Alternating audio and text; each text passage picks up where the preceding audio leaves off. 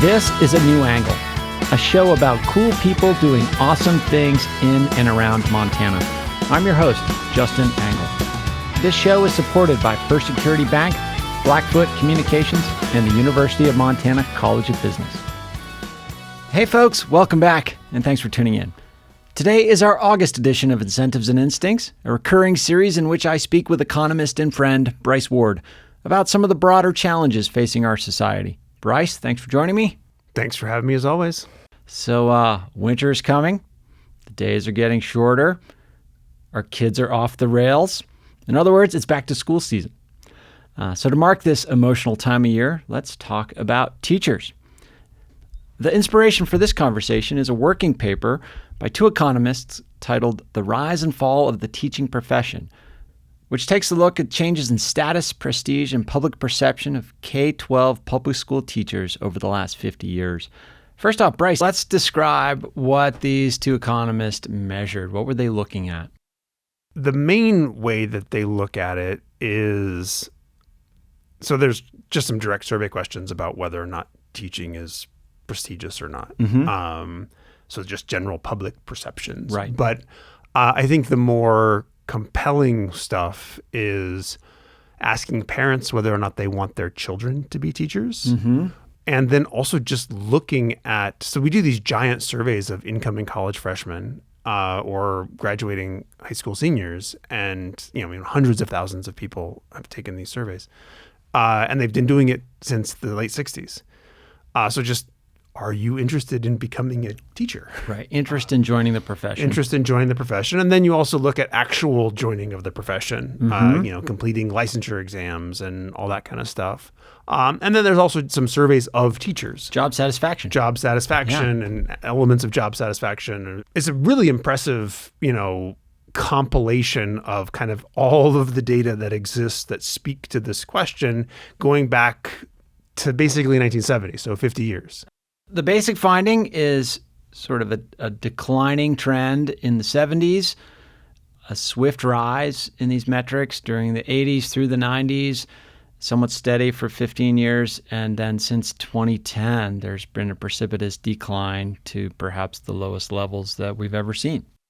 So, you have interest in the profession or perceptions of prestige, all of that stuff was really high in the earliest period, 1970. It collapses, absolutely, tanks in the 70s through the early 80s. Then it rises back up. When we were graduating from high school in the early 90s, you kind of reach this plateau, and that kind of sticks around at a relatively stable level. And then, Great Recession comes and it falls off a cliff again. It's worth mentioning that these measures that we've talked about a moment ago, they're related in some ways, right? They sort of paint the picture of a bit of a cycle, I would imagine, right? As public prestige goes down, that's got to be related to interest in the profession.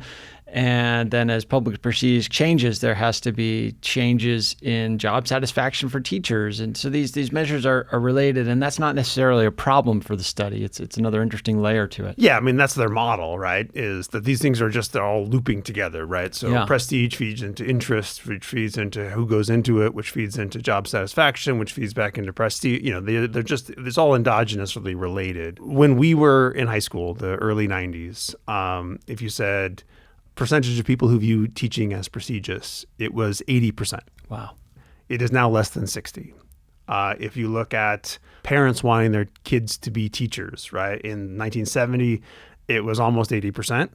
Then it collapses down to like 50%. But again, back when we were there, it's like 2/3 of parents, in the early 90s, almost 70% of parents are like, yeah, my kid became a teacher. That's great. Now it's less than 40%. Wow. It's important to understand, almost 10% of college graduates are teachers. That's right. It's something like 8%. 8% of the college-educated workforce in the United States are teachers. K-12 teachers. K-12 teachers. Right? So add in pre-K and post-secondary, and it's probably closer to 10. Yeah. If you looked at college freshmen in 1970, 20% were going to be teachers. Express interest in being a teacher. Sure. They became it, but that's interest. That collapses. Again, it's like 10% when we were all there, and now it's less than 5. It went up and down a lot, right? It went down from 20% to 5%, back to 10%, and now it's less than 5%, right? In terms of that, share of college freshmen interested in becoming a teacher. It's not just a precipitous decline. That makes it a little bit more interesting, right? Because it suggests that there are things that we can do to improve this if we don't like it, right? Yeah. So the fact that we have this yo-yo gives us at least some ability to say, oh, well, what caused it to go up and down? And to the extent that we're concerned about this, and maybe we need to talk about whether or not we should be concerned about this, there's at least some historical evidence to suggest that you can recover. In previous episodes of this series, you've described our decision as a country to invest in public education is one of our most significant investments. Make that case again. Why is the fact that we've chosen to subsidize and sort of standardize K-12 education as a public good in many ways, why is that important? School works. I literally just yesterday I saw a paper on the impact of an additional year of schooling on IQ. It's 5 additional IQ points per year. Wow. And you get social skills. We have, there's the test score, there's the IQ, there's the social emotional component. We have ample evidence that schooling does impact these things. It impacts them in ways that generate very large returns.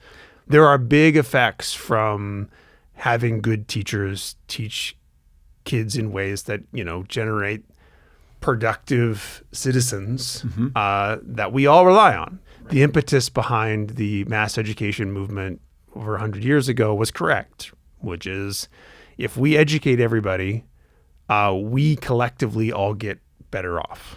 And, that's what we see again, right? There's a reason we have rich countries in the world, and that's highly correlated with the amount of education in those places. Well established in the data that public investment in K-12 education pays huge returns. And that is largely attributable to the work that these teachers are doing. Yeah, teacher effects are large. And it's important to note, we now have papers on principal effects, on counselor effects, yes. All of the different components of the school system at the individual level appear to matter. There's variation in quality, and exposure to differential quality matters for a host of long-term outcomes that we think we should care about. So let's talk about some of the reasons or the mechanisms that the authors postulate in this paper. And they break them into some categories. The first is economic.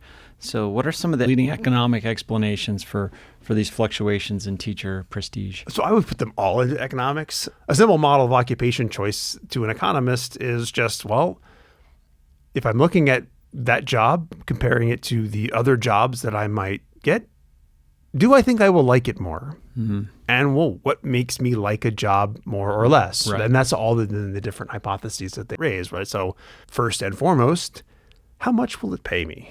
Mm-hmm. Do I think it's going to offer me opportunities to grow? Is it secure and stable? How much debt will I have to take on in education, licensure, all these other hurdles to enter the right? profession? So what kind of barriers to entry are there? And then, there's this other bucket that the economic jargon that you'll see in papers are what we call non-pecuniary benefits, right? Oh, but define that. That's a great term. That's just like other conditions of the job. Autonomy, and what students will I be teaching, and will I feel safe, and will I feel respected, and some of these prestige things are part of that, right? Yeah. And all this stuff gets bundled together, and then we look at it, and it's like, oh, and then of course that's just within teaching. All of those conditions in other jobs. Sure. How do they stack up? What job might I be able to get? What barriers do I face to getting those other jobs? And the easiest way to think about this is just look at interest in the profession. Sure. Because that's what's going to measure all of this stuff. So what drives interest in the profession? What kind of feedback and information am I getting about all of these different things? And then those are their hypotheses. So what they call economic hypotheses are mostly the stuff related to kind of wages and job security, or barriers to other professions. If you go back pre-1970, there are real barriers to other jobs for women and minorities. Right, exactly. And so teaching was one of the few jobs that a high ability woman or minority could get. If you're a college-educated woman, like, yeah, you can be a teacher. We may not let you be other things, or it might be hard, but you can absolutely be a teacher. Sure. And so the opening up of a broader array of opportunities for women and minorities in the ensuing years is a good thing, yet it put pressure on the demand for changes the perception supply of teachers. Yes. All right. So, you just had this shift of opportunity. Mm-hmm. So that allows, a bunch of people who this was the best option. I can now be a doctor or a lawyer. And so it siphoned off a lot of potentially highly respected people in the community who were teachers, and then they had all of those skills that they had, and they were then bringing them into the rest of the community.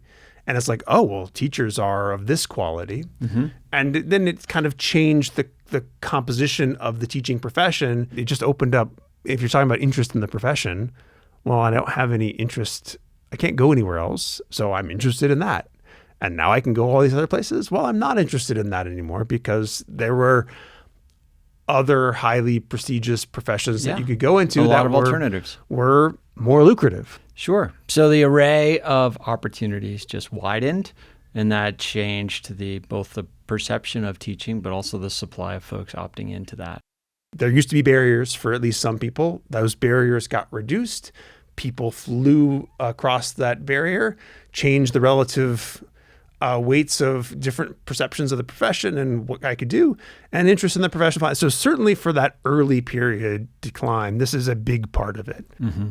It probably is still, to some degree, part of it as well going forward, but we've now had 50 years of experience with this, so it's probably not maybe driving the recent decline in interest, because it probably should have been mostly baked in. Fairly stable at this point. We'll be back to my conversation with Bryce Ward after this short break. A New Angle is proudly presented by First Security Bank, Blackfoot Communications, and the University of Montana College of Business. This show does not happen without these pillars of our community, and I'm so grateful for their support and encouragement. And speaking of support, have you checked out our new website yet? anewanglepodcast.com. There you can support our show directly with a variety of subscription options. Subscribers get access to bonus episodes, additional segments, writings, and other benefits. So check it out at anewanglepodcast.com. Hey, this is Colter Nuanez from ESPN Missoula, and you're listening to A New Angle. Welcome back to A New Angle. I'm here with Bryce Ward discussing public perception of teaching. So some other possible hypotheses we talked about, or the authors talk about: poor funding, stagnant pay, rising college tuition. So that's a barrier to entry. It's more expensive to acquire the education and licensure to become a teacher. Sticker prices are up, but when you kind of weight it by available financial aid and all that kind of stuff, it's not as steep as we often talk about it. The other two, like declining funding, perceived growth in job security, and wages, to me, those are the big ones, right? These are the most likely. They line up with the data appropriately. In the 70s, there was declining cohort sizes. The baby boomers went out. Then it kind of stabilizes and starts going up. There was also a big change in interest in funding schools in the 80s and 90s. They got more funding. So teaching became more stable and more interesting. We see an increase in the prestige and there. It's not surprising that what breaks this is the Great Recession, when we slashed education budgets and reduced the teaching workforce by an amount that was bigger than occurred in the 1970s. So the perception of job stability changed. You also have, right now, we're kind of looking at declining cohort sizes. We don't have as many babies. Right. Without as many babies, you don't need as many teachers. Mm-hmm. And people are sitting there saying, I'm going to be doing this for 40 years. Well, maybe I don't want to go into that. I foresee some bumps there. A subtext of this changing job market opportunities, there's also a changing a change in how we interact with our jobs. The notion of going to work for Procter & Gamble or a big corporation and staying there 50 years and then retiring with your pension, that doesn't really work in corporate space anymore. And so, the teaching profession is maybe some of that cultural shift in our attachment to our jobs, our longevity in our jobs has changed a little bit in general, and that some of that general shift spills over into the teaching profession. Teachers are selected based on their preference for job stability. Yeah. It's one of the biggest things that explains going into teaching is risk aversion. People who are risk averse are more likely to select into teaching. Now, is that necessarily who we want to select into teaching? Is a good question. But it is certainly part of the selection mechanism that exists currently. It's why the Great Recession layoffs were potentially such a major shock, because it upended that perception of teaching as stable. Yeah, let's maybe press on that short history there. Some listeners might not remember the massive changes that the Great Recession sort of led to. The Great Recession, obviously, when you have that kind of economic contraction, tax revenue collapses, and we did not fill the hole with, some form of higher level government borrowing. So we massively cut public sector employment, particularly teachers, with no change in, at that point, student supply. But, you have this change in job security and funding. And then the last component, which we haven't talked about, is real wages. So inflation-adjusted wages, they track this rise and fall almost perfectly. In the 70s, you have stagflation, real wages for teachers fall. In the 80s, it comes back. In the 90s, it comes back, reaches kind of its peak. And then the Great Recession comes and it falls again. And, in the most recent inflation, they fell again, right? And so, all those are the economic factors, right? So it's basically what you expect, right? Which is, interest in the profession, prestige of the profession, very much tracks expected growth in the profession, the stability of the profession, and the wages offered by the profession. So now we can move to the other, what they call socio-political education policy, school environment, which I'm going to group under these non-pecuniary aspects of the profession. Okay, let's touch on what you think are the leading candidates in that category. So there's a unionization piece. And, they frame it as unionization affects occupational prestige. I don't know if I agree with their framing of it. And their framing of it basically is in the 60s and 70s is when collective bargaining is extended to teachers nationwide. And that leads to a decline in prestige because it's associated with organized labor and manufacturing and those sorts of... people, their argument is that people associate unions with working class. Right. I think one of the bigger potential issues is collective bargaining. The main impact in the education space is what we all know is the rigid compensation structure for teachers that is a matrix based on experience and degree. And we now have interesting evidence, particularly from Wisconsin, where they broke that a decade ago. In the wake of those reforms, and there were actually several states that did, but Wisconsin was the most extreme. Got the most coverage. Yeah. Well, it was also just the biggest change in the collective bargaining space, right? They basically banned collective bargaining. And like half of districts got rid of it. So half of districts got rid of the rigid pay structure and went to flexible performance-based pay. Nice natural experiment for economists. And the key part of the natural experiment is you could only do that after the collective bargaining agreement ran out. Right. So you have variation in timing, right? So you have some districts that ended in 1 year and then others that had several years before they could change. Okay. So you get this change in timing and you have some districts that do and don't do it. When you move to flexible pay, you start paying teachers differently. And you start paying based on need. And so you get something that's a little bit more akin to what we see at universities, where you're paid based on the value of your outside option. But there's variation, right? There's variation across universities in what different faculty get paid. And to some degree, at least, that is based on the fact that to fill positions, I have to pay more because the people that can fill those positions have other options. And in particular, it was at more selective institutions. Yeah. Right? It was, I'll be able to go and... Which presumably is a higher caliber candidate. Yeah, it's important to note there's drawbacks, right? Again, we've studied this now extensively, right? So men do better in this scenario than women, and this kind of taps into a much larger literature on men's willingness to negotiate versus women and how those negotiations go. Absolutely disruptive at the start. Like, it had adverse short-run impacts on education outcomes as teachers left certain places and turned over, and there was all this sorts of turnover. Yeah, all sorts of disruptions. And then, from an efficiency perspective, we think this is good. Flexible pay allows us to kind of match the right teacher to the right school, because teachers have different comparative advantages, right? Some teachers are good at teaching struggling students, and some teachers are good at advancing high.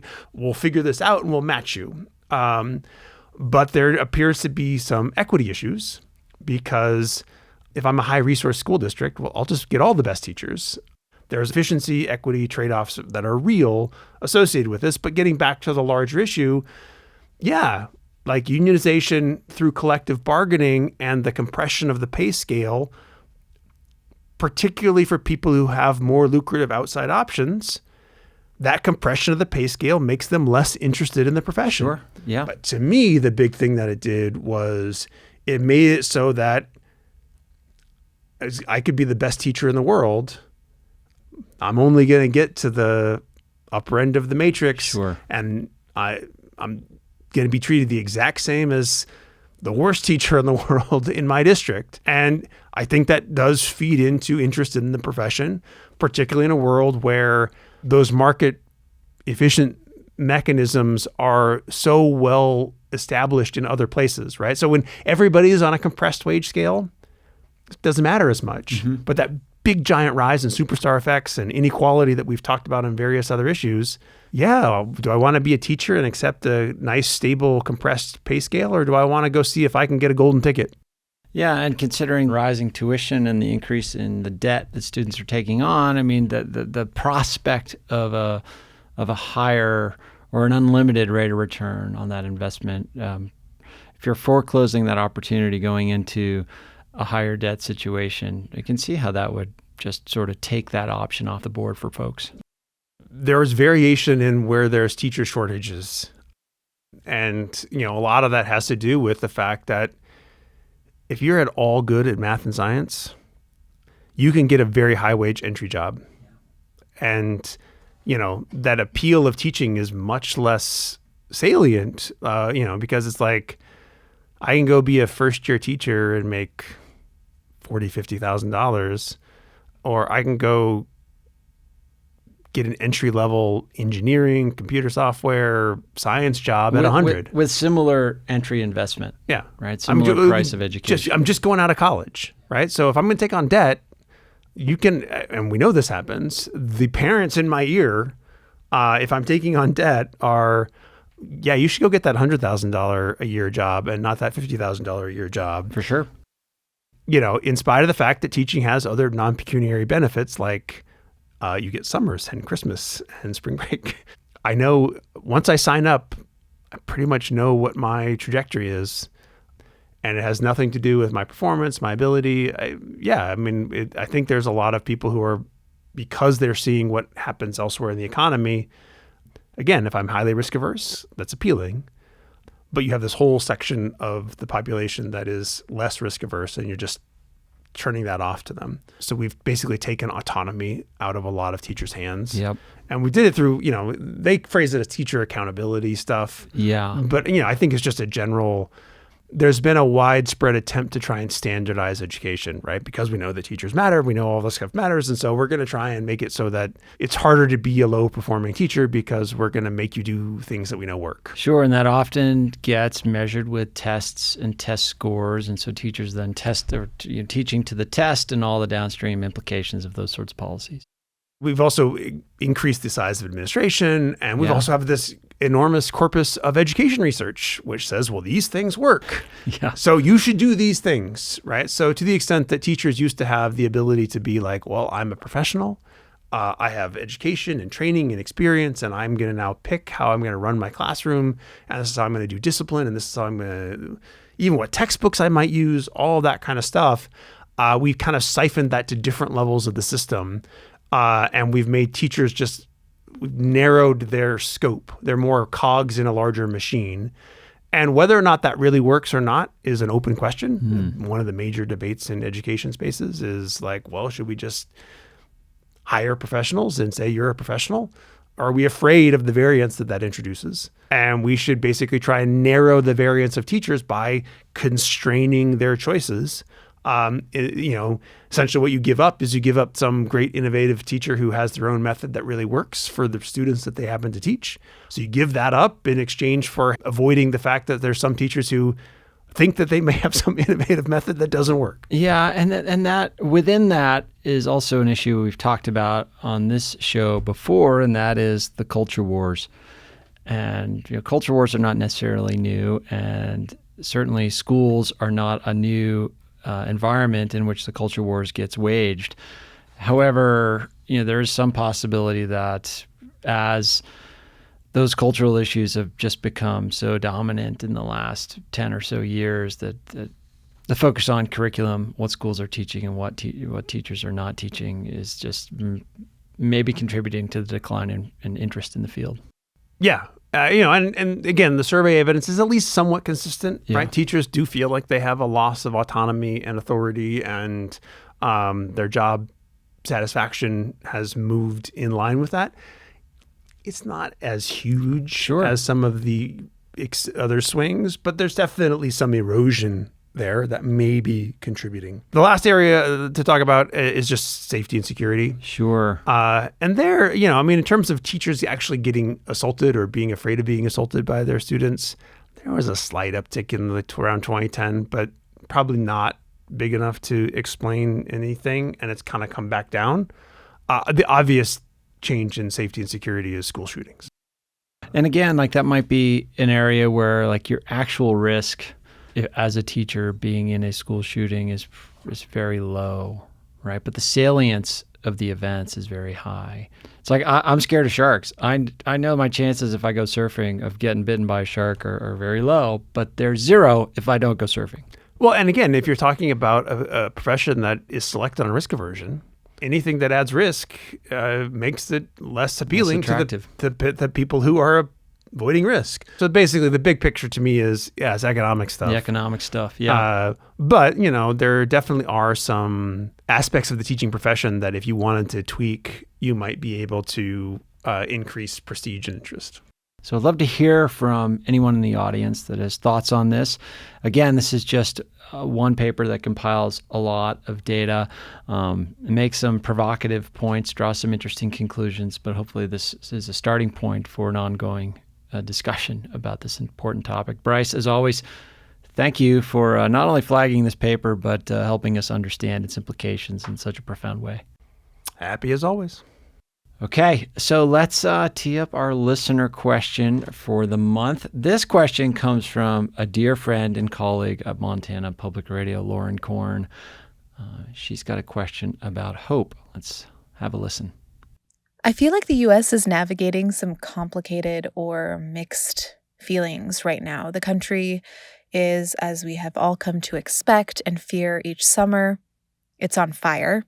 The Olympics are taking place, which, at least for me, unearths long buried or usually absent feelings of pride or something like it. And to the point of my question, after most of us were becoming resigned to another Trump presidency, there does seem to be something like hope on the horizon with Harris. And I will add, that is hope in spite of, or in the face of, even wars raging in the world, like those in Ukraine and in Gaza. So if I'm being asked to articulate these mixed feelings in the form of a question, I suppose my question is this: is it naive to be hopeful right now? What does it mean to be hopeful right now, to have hope, politically, culturally, personally even? Okay, thanks, Lauren. You asked an important question about hope and its utility. That seems like an odd sort of way to frame it in terms of the utility of hope, but it does have a lot of, hope in itself has a lot of benefits. It does. And I'm going to break hope into something far less poetic and interesting. Okay. Because that's what economists do. lemon sucking economist too. Lemon sucking. Where's that I don't know. phrase come from? My undergraduate advisor and former boss, he always called economists lemon suckers because we take the fun out of everything. Sure. Bryce, you're a lot more fun than So I'm you going to give take the yourself fun credit out for. of hope here real fast. So what is hope, right? Hope is just expectation. That's all the time we have for this episode. If you'd like to hear more of this conversation and receive other exclusive content, please consider a paid subscription. Thanks for listening to A New Angle. If you like what we do and want to support us directly, please consider a subscription at anewanglepodcast.com. A New Angle is recorded at Studio 49, a generous gift from UM alums Michelle and Lauren Hansen. Our presenting sponsors are First Security Bank, Blackfoot Communications, and the University of Montana College of Business. Kelly Larson is our producer. Maddie Jordan is our production assistant. VTO, Jeff Ament, and John Wicks made our music, and Jeff Meese is our master of all things sound. Thanks a lot, and see you next time.